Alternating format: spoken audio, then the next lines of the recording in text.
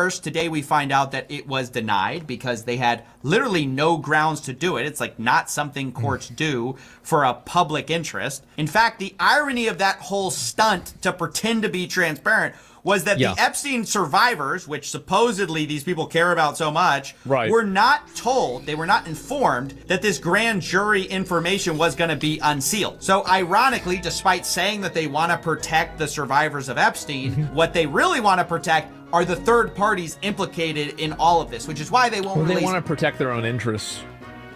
The Epstein files they could release right now, 100%. which is all in their possession, these thousands of documents that they have. In fact, the attempts to distract from the real issue of the Epstein files not being released, the cover-up that's clearly happening, it's actually been breathtaking. In fact, it compelled Trump to release 230,000 pages of documents on MLK's assassination, which I guess is fine. That's good, but like, what about the whole fucking, like, an island, right? I mean, like, that's good.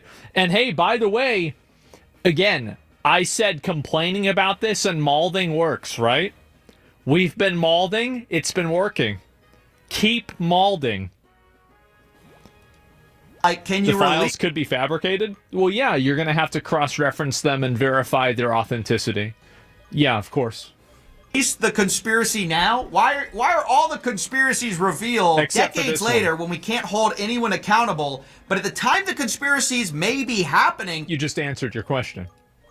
All of a sudden it's, oh, well, no, we can't possibly do that. Now, there's another performative thing you should be aware of, and that's the meeting with Ghislaine Maxwell that's supposedly going to happen. This happened today. We're going to talk about that after this. Now says they're going to actually talk to Ghislaine directly. Quote, I have communicated with the counsel for Ms. Maxwell to determine whether she would be willing to speak with prosecutors from the department. This is confirmed by Maxwell's attorney, who says, I can confirm we are in discussions with the government and that Ghislaine will always testify truthfully. We are grateful to President Trump for his commitment to uncovering the truth in this case. Why is this deeply concerning?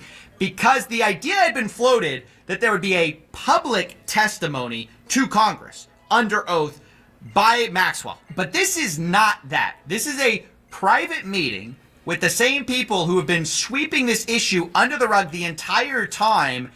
And what is Ghislaine really focusing on? What is she actually trying to get? She's trying to get immunity. We already know she's trying to get the president's attention and say, hey, you guys kind of screwed me. You wouldn't want to be seen as, you know, not being a man of your word. We've seen those like vaguely threatening public statements by Maxwell. So what exactly are they going to get out of this? She's totally incentivized to clear everyone from this administration rather than get the truth out. Now, He brings up a great point.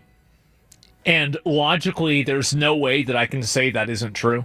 Especially if it's only being done by one party. I think he's right about this. That's true. Say we actually have inside information on this. Recently, a bunch of world leaders have been meeting with not journalists, but get this, podcasters to talk about the world affairs of the day. Yeah. Podcaster Tim Dillon talks about his dinner with what turns out to later be J.D. Vance and some other people where they discussed the affairs of Epstein and stuff like that. And he floats the idea of Maxwell testifying. Ghislaine must speak. She should testify before Congress. Yeah. A couple of the people at the dinner, again, it was a small dinner, 3 or 4 people. As I said, my dream scenario. Trump makes mandatory attendance every member of the Senate and Congress. He has her testify in front of all of them. And before she starts, he locks the doors. And as she reads out the names, the police come in and they escort every person out of the room as she reads their names. Totally like Saddam Hussein style. Yep, the Saddam strat. That's right. That would be fucking insane. And hey, that would be crazy content, right? Insane content. They said that is not on the table at the moment, but it's not impossible. Nobody's super jazzed about it. So the administration appears to have told Tim Dillon in a private meeting that, yeah, we really don't love the idea of her testifying, but apparently they love the idea of meeting her privately to talk to her behind closed doors where we can't know what is said. Speaking to the only person who's ever been punished at all for Epstein's crimes and whose only incentive is to her... I think that it's true that you shouldn't take her testimony as a fact. Like, you shouldn't listen to what she's saying, like, 100% and be like, okay, this is absolutely true and she's totally telling the truth. I think there's a good chance that she's lying about a lot of what she's going to say because she's a sex trafficker, pedophile, freak, liar, piece of shit. And so, really, it's not about necessarily what she's saying.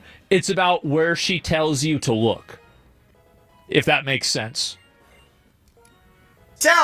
Get immunity and get off the hook for all of this. So I obviously think this is a terrible idea. I think it's more of the same cover-up. Until they release these files, they're finished. And interestingly, Sure. Tim Dillon, the guy at this dinner with the administration, actually said as much. I think if they do not release everything they have, they are done. True. If they do not True. release, and I told them that, you need to release... More than that, human sacrifices. And I mean it.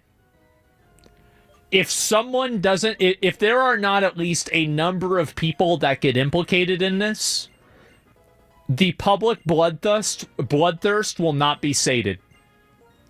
There is a public bloodthirst for this. People want blood. And if he doesn't give it, they're going to be upset. Am I wrong? Everything you have. Yeah, of course. Doesn't Blood take for a the blood god? political Yeah. analyst to tell you you need to release the files. But of course, that seems to be the one thing they refuse to do. They'll do anything. They'll release MLK files. They'll probably tell you their aliens exist just to avoid releasing the Epstein files. And that is the actually most incriminating part of all of this. It has That's been right. the reaction, Yes. not the files themselves, Exactly. that has made this look so bad. The unhinged response to just simple demands for following up on their word, saying they were going to release the Epstein files. Then it's, we looked. We We found need the public sacrifices on both sides, too. I think we need as many as possible. president's name a bunch, and now we're not going to show you what's in there. That makes us real, all of assume course. the worst about what's actually in here. So ultimately, look, I just believe we should get transparency. Obviously, there's a lot we don't know here, but a lot that has also been coming out, and it all paints a much darker picture than we previously knew. When you click pay in full, I think that it's obvious that Trump is implicated in some way. I would be willing to believe that Trump had an idea that it was going on. I would not be immediately willing to believe that Trump was doing it himself. I would require more proof than that. But Weinstein, everybody in music knew about Diddy. I bet everybody in this echelon knew about Jeffrey Epstein. I bet they all kind of knew that it was happening, but it was kind of like a hush-hush, let's not talk about this type situation. So, I would need more proof than that. And I don't think that them saying his name being in the files is problematic. But Coffee bringing up the fact that the FBI was directed to say if his name was in the files or not to him implies that, why would you do that if you weren't guilty? Trump knows that the public doesn't give a damn about the truth.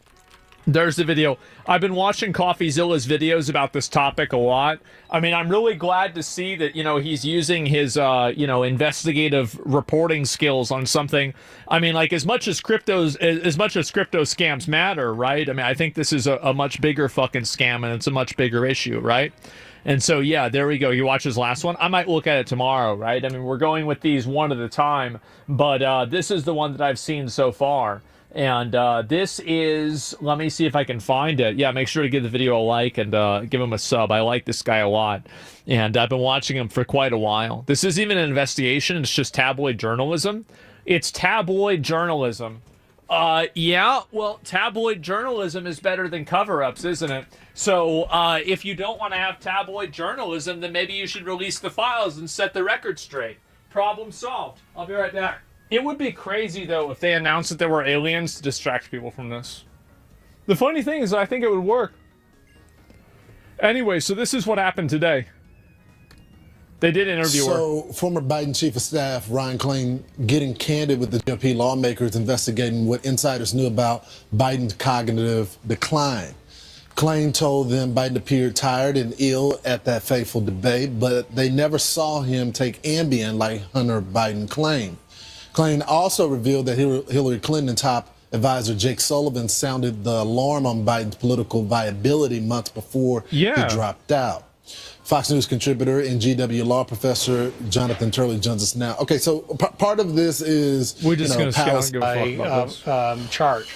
So, Professor, I want to get your take on another story, and that's the Epstein files. And it looks like the administration is taking this very serious. When you send the deputy attorney general to interview Ghislaine Maxwell, I think they want full control of this. This is what her brother is saying in a statement.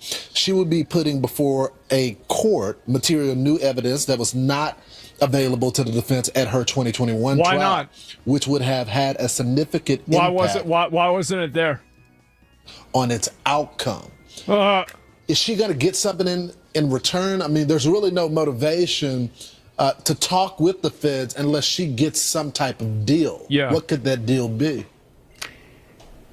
Right, Lawrence, that's really the key question here. There is the thing called a 5K 1.1 motion that the Justice Department can file for cooperation to reduce a sentence. That's usually when someone is a key witness in the prosecution of a third party. The defense can also go to I would do that 100%, by the way. I know people might criticize this, but as I said, I'm a utilitarian, pragmatic person. I would easily commute her sentence if it meant putting 10 other people in jail. Instantaneously.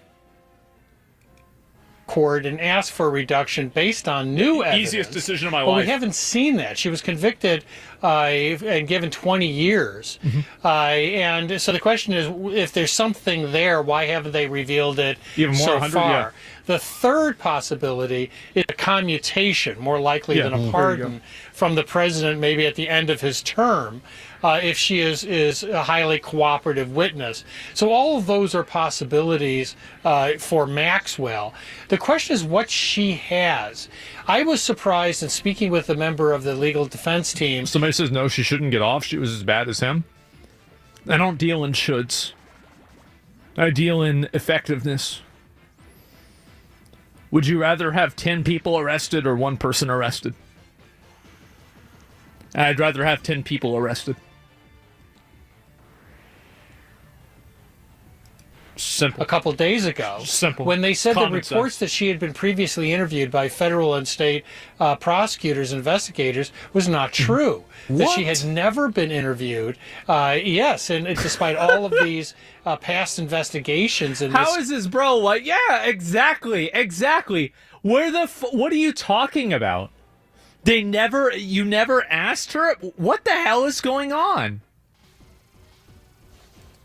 scandal, I was really taken aback by that. So if that's true, she could be an untapped source of new information. How do you the not question even is, ask what her? is that information? Is it just salacious, or is it something more that would reveal criminal conduct? Jonathan, this is new information for me, and so they never even They never even interviewed her. me. But how do you prosecute someone without doing an interview? I mean, that's like investigative procedure 101. Well, they're saying that she had interaction, no doubt, in her own prosecution. But when I asked whether she had sat down with investigators, and there were so many investigations on a state and federal level, and I said, "Are you saying that she was never called forth to give information, either in the state or federal systems?" And they said no, that she had.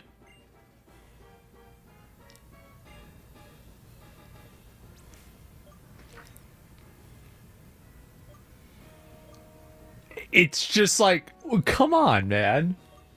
Come on, you're not even trying to hide it. Has largely been left untouched. I refuse to believe that they're this incompetent. I don't think that this is incompetence. these past investigations. So the question is, what does she still have? And also, why didn't she reveal it before? She had every motivation in the world, if she could trade something, to do so before she was sentenced to 20 years. Wow. So part 2 is going to happen today. The Deputy Attorney General, Todd Blanche, is going to go back to interview her.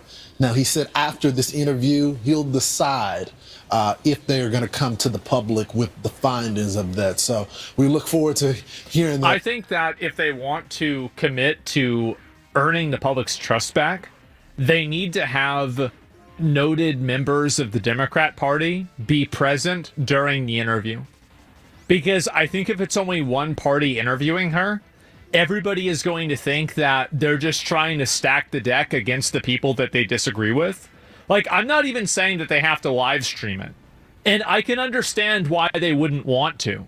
It would be because maybe she would say something that is a lie, and then it could potentially destabilize everything because she said this, but it turned out to not be true. So, like, I understand the logical reason not to live stream it, but I don't understand the logical reason not to have both parties present to maintain a degree of transparency. I think you need Turley, that. Professor, thanks so much for joining the program. Thank you. And so there it is, right? Or she can expose victims' names. Yeah, exactly. Like, she could say anything that they could maybe not necessarily predict. But, yeah, that's pretty much where we're at. I mean, I don't know necessarily whether this is going to happen or not, but let me see if I can pull this one up and if there's any new information about this. It might be the same thing, but we'll go back and look at it. More than 51% of people on having power on the list. Well, I don't know yet. The funniest shit just happened on Yeet. Let me see here. What is this? Actually, I'll look at it. Well, it seems like this is probably about all the same stuff, right? Yeah, it seems like this is about the same stuff. So we'll see what happens if, what do you call it? If this stuff actually gets released, but it seems like right now that it's not being released yet. And so we're going to have to wait around and see what happens. So I'll look and I'll find out.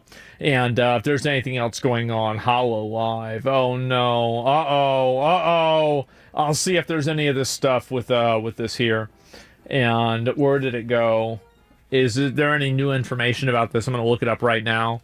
And provides Deputy Attorney General Todd Blanche and the DOJ with information of 100... Wait, what? Hold up. What? 100 people? Oh my fucking God. That's an assload of fucking people. Okay, give me a minute. Let's look at this. This is brand new. With 100 people linked to Jeffrey Epstein. And also, by the way, people linked to could, like, I mean, technically, by definition, could also just be including victims as well. So don't get too excited, but we'll see what happens. 99 will be innocent? Well, I don't know. And David Oscar Marcus, Maxwell's attorney, said that she was asked about every possible thing you could imagine, everything. This was the first opportunity she's ever been given to answer questions about what happened. The truth will come out about what happened with Mr. Epstein and the person who's answering those questions. Oh, boy. The real question is, why wasn't she questioned before? Yeah, I wonder why. Anyway, let's see here. Gave details on 100 different people. Oh my God. Sex trafficker Ghislaine Maxwell has ended. And this as critics are calling for more transparency. New at 2, Deputy Attorney General Todd Blanche's meeting with convicted sex trafficker Ghislaine Maxwell has ended. And this as critics are calling for more transparency in the Jeffrey Epstein investigation. Welcome back as we head into hour 2 of America Reports. I'm Sandra Smith in New York, and Bill, great to have you here today. Great to be with you as well, Sandra. I'm Bill Malugin in Los Angeles. John Roberts has the day off. That meeting Sandra just mentioned just wrapped up moments ago. Maxwell was escorted back to the prison from the courthouse in Tallahassee. Her attorney said they had a, quote, productive meeting with Blanche, but details of their talks still remain under wraps right now. How convenient. All right, Fox Team coverage is at the ready. Chief legal correspondent Shannon Bream is live here in New York City, standing by with analysis. But first, let's get to our justice correspondent, David Spunt. He's got the latest from Washington for us. So, David, what else did Maxwell's attorney say? It won't matter at this point because now the cat's out of the bag. If she gave them 100 names, That's 100 leads. Well, he said a lot. We wish we could Think about it. If 100 names have already been given, that's at least 3 people that know about it. It's her, the attorney, and the person interviewing her. be in and hear what was said in the actual meeting. This meeting was a lot shorter than it was yesterday, but this was a 2-day event. Yeah. The highlight, though, it appears that her team wants a pardon. Watch. Here's what's going to be really convenient. All 100 of the people are all going to be Democrats. Isn't that crazy? We're going to take one day at a time. I know that's very cliche, but it's true because things are happening so quickly. Wow. We haven't spoken to the president or anybody about a pardon just yet. And you know, listen, the president this morning said he had the power to do so. We hope he exercises that power in the right and just way. But the president leaving That's the White fine. House today was asked directly about a pardon or commutation. Yeah, he didn't even he didn't even know about that shit. Like, obviously, right? And so anyway, Gil was saying rape minors too. Wow, what a surprise! And so this is the 100 people. Department plan to do with everything Ghislaine Maxwell told them yesterday and today. Her lawyer says she answered questions about roughly 100 people during her meetings with Deputy Attorney General and former personal attorney to President. Oh, that's very different. Answering questions about 100 people, gave details on 100 people. Okay. President Trump, Todd Blanche, CNN chief legal affairs correspondent Paula These Reed are is two with different us things. on this. She is tracking all of the details. Do we know anything else about what they discussed, Paula? Well, we're learning a little bit, but there's still more questions than answers. We know the two sides met today for about 3 hours. After talking through the day yesterday, once again, her lawyer said she answered every question that she was asked. She did not invoke privilege.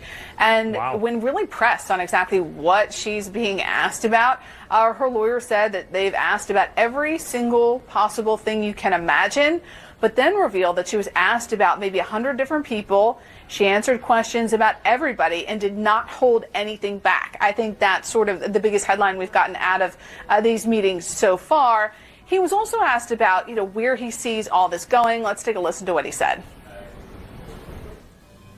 We don't know how it's going to play out. We just know that this was the first opportunity. Well, there it is. Dead man switch police. I don't know. Quick bait call. Well, I don't know. Release the interview? Yeah, I wonder what she said, man. I do. I mean, I don't know what to say. Like,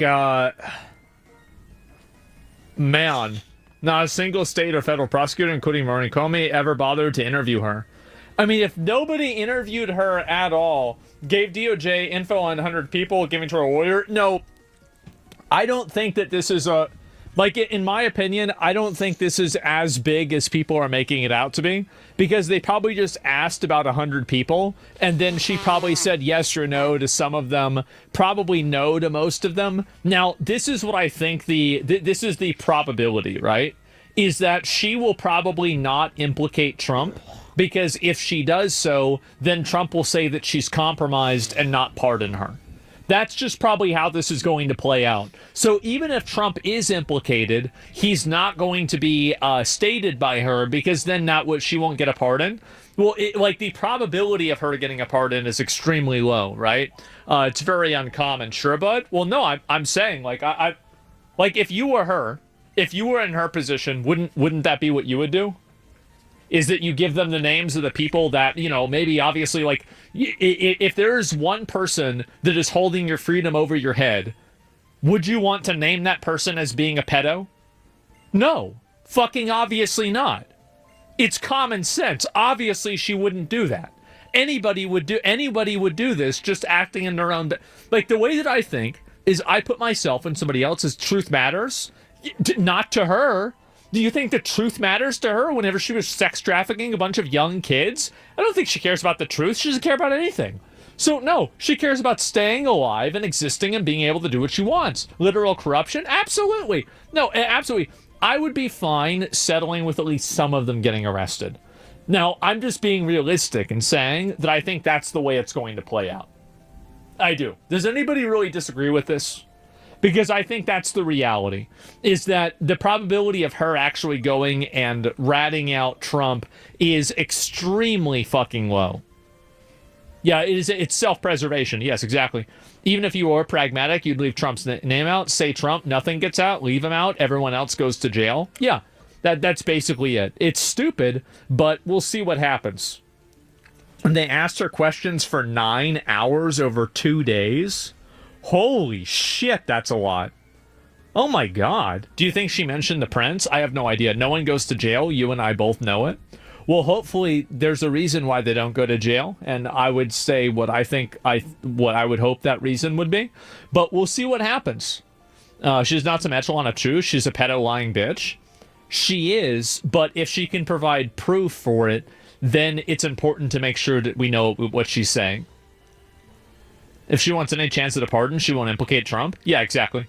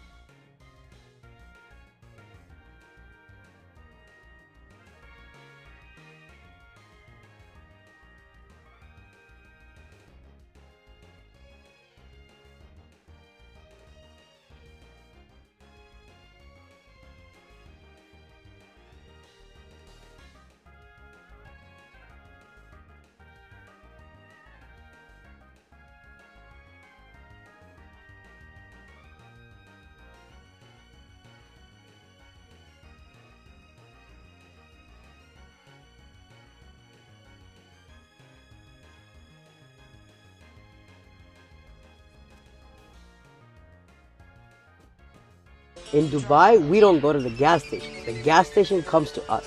Here you can see my gas tank is completely empty, so there's no fuel left in the tank, fully empty. Now we're gonna order the fuel from the Carrefour app. So you select your car, you click fuel. So gas is gonna come between 6 to 8 p.m. Super full tank on my Mercedes G-Wagon. I click Apple Pay, pay with my card. And that's confirmed. All I gotta do is leave my fuel tank open. It is so simple in Dubai. My car's been unlocked. The guy comes, fuels up the tank, and then leaves. And this is how it's done in Dubai. In Dubai, we don't go to the gas station.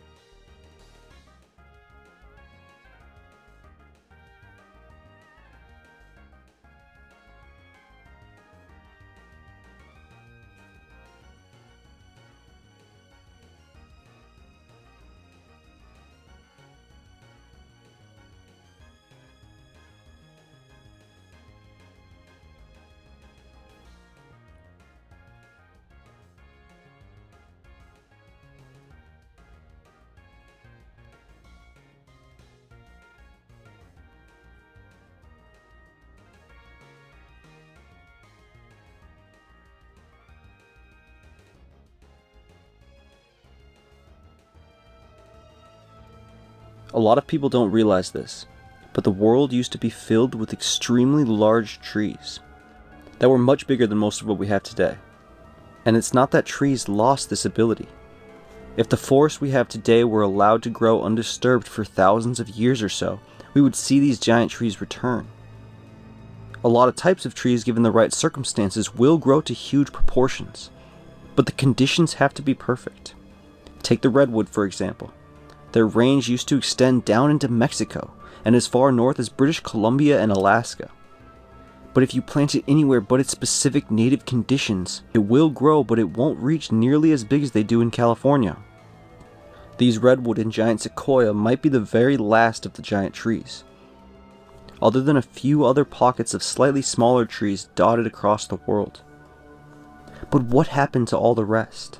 Why are there almost no more giant forests, when there used to be so many? Europeans first arrived in North America when it was filled with these giant trees, and there's a lot of other areas that used to have giants of their own. Europe, the British Isles, Lebanon, North Africa, and many other places still house some remaining giants outside of the California redwoods. Tasmania has eucalyptus trees over 300 feet tall, as do some parts of mainland Australia. There's a 275-foot tall spruce in the Himalayan region of India. Brazil has a native tree called Angelime vermelho, the tallest of which is 290 feet. Borneo, Malaysia, of India. Brazil has a native tree called Angelime vermelho, the tallest of which is 290 feet. Borneo, Malaysia, has the tallest tropical tree, reaching up to 330 feet. The tallest Norway spruce is in Slovenia, reaching 220 feet. The Sitka spruce is the tallest in Canada, reaching 322 feet. And there's also the giant cypress in Taiwan, reaching 266 feet. By comparison though, the tallest redwood is 380 feet tall, estimated between 700 and 800 years old. But scientists say given enough time, these trees could in theory reach up to 425 feet, given current conditions on Earth. And other species have this potential to grow that big as well, such as certain cypress species, as well as spruce, Douglas fir, mountain ash, eucalyptus, and others could get pretty close. But conditions need to be perfect, and these trees I mentioned that still exist are only small remnants of what used to be. All these areas and more were covered with giants, and to figure out why they were destroyed, we need to look to the oldest known story in human history, In the Epic of Gilgamesh, which was found underground in ancient libraries of clay tablets written in cuneiform, we're told Gilgamesh defeated the guardian of the great cedar forest, believed to have been in Lebanon, Humbaba, sent to the forest to guard its massive trees by the god Enlil. A forest that is almost completely gone today, with the tallest trees only reaching about 150 feet. However, in ancient times, the climate in the region was much more favorable, making the forest massive and the trees colossal. They're described in the Epic of Gilgamesh as tall enough to house a giant, with deep shade and awe-inspiring grandeur. And Gilgamesh and Enkidu went through the forest and picked out the largest and most significant trees to cut down, likely using them for building material in their kingdom of Uruk. But why? The story doesn't give a reason, but it's implied this act is a sort of show of power to the gods. A challenge saying that man can overcome the gods, or at least a man such as Gilgamesh may rise up and be equal with the gods. A challenge similar to the later story of Nimrod in the Tower of Babel. This was a common theme across many mythologies. These forests were seen as bridges in many cases, between the realm of the gods and the realm of man. That's why the god Enlil wanted so badly to guard it he sent the most feared giant.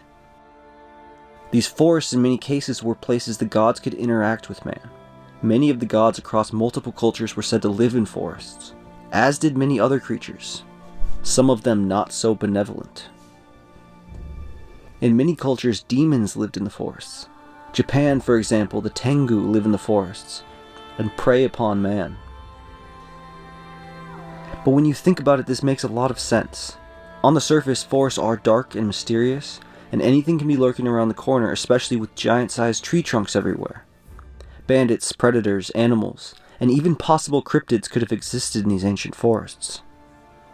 But also, these were places you would find sacred psychoactive herbs and mushrooms. They still do this in the Amazon. The ayahuasca vine and the accompanying DMT-containing plant are cultivated deep in the Amazon jungle. The vine growing up and down these giant trees, and the plant growing in its shade. Not only that, but anybody who hunts mushrooms knows the best place to do so is in the forest. Mushrooms thrive on shade, moisture, and dying plant material falling from the canopy. Not only that, but the rarest, most potent, and most unique forms of mushrooms grow only in old-growth forests. And these rare old-growth mushrooms have the potential to cure things like cancer and other diseases, as well as contain psychoactive compounds. In one case, in Northern Europe, shamans consumed mushrooms, known as Amanita muscaria, the one that looks like the Super Mario mushroom or Santa Claus. And they've done so for thousands of years. And the old stories tell of crazy, mind-bending spiritual journeys that the shamans would embark on using these mushrooms. However, people today report that the experience from these mushrooms is actually very mild, and no more psychoactive than a few drinks of alcohol. And many have theorized as to why this is. One idea is that the old shamans knew how to pick these mushrooms in the exact spot, in the exact conditions, and the season to maximize their potency. This may be true, but I think it goes further. You see, unlike most mushrooms, Amanita muscaria live in perfect symbiosis with its host. It does not need to feed off rotting trees like some mushrooms, but it lives with the trees, assisting its growth and defense systems through mycorrhizal fungi. These are the communication systems plants use with each other. They can even transport nutrients to each other in the forest through these mushroom root systems, called mycorrhizal fungi. So I think it's possible when these forests were much older and much larger and much healthier, these Amanita muscaria mushrooms grew alongside these giant trees and were much, much more potent, possibly even growing to much larger sizes themselves. So is this picture as to why these trees have been destroyed becoming clear? Gilgamesh wanted not only to show the gods his power, but he wanted to sever the bridge between the spirit world and ours. At least that's what these ancient stories tend to say.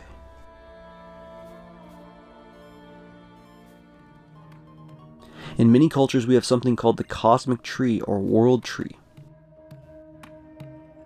We find this in the Hindu and Jain mythology with the cosmic banyan tree, Yggdrasil in the Scandinavian, the ceiba tree in Mayan mythology, the newt tree in Egyptian, the cosmic mango tree in Philippine mythology, and there's others I missed as well.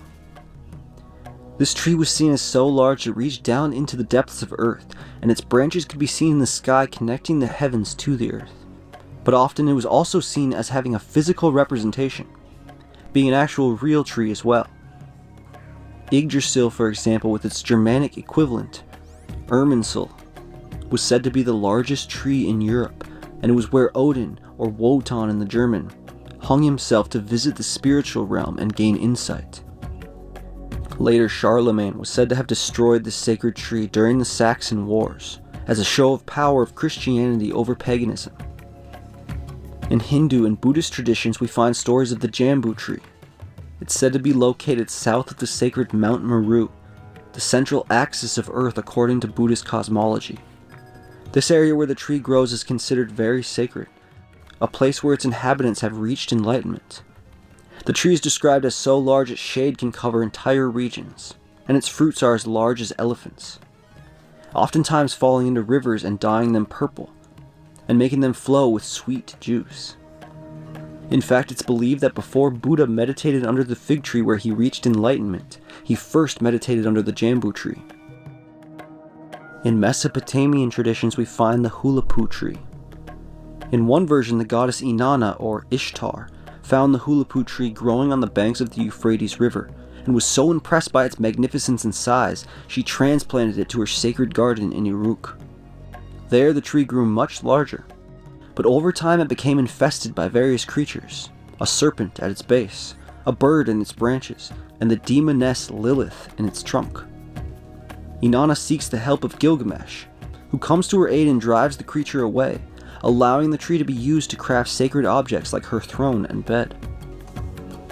There's also a story in Javanese legend about the Upas tree, or tree of death. This was a giant tree said to grow in the tropical regions on a certain island. However, the trees were highly poisonous and would not only take out anyone who tried to collect its sap, but would also render the entire land they inhabit barren of all other species of plants. The Upas tree legend became very popular among early European explorers to the region. In Chinese mythology, we have the sacred Fusong tree, which was said to be a giant-sized tree that grew on the sacred island of the Eight Immortals, located somewhere to the east of China. This island was said to have huge mountains on it, with the golden temples of the Immortals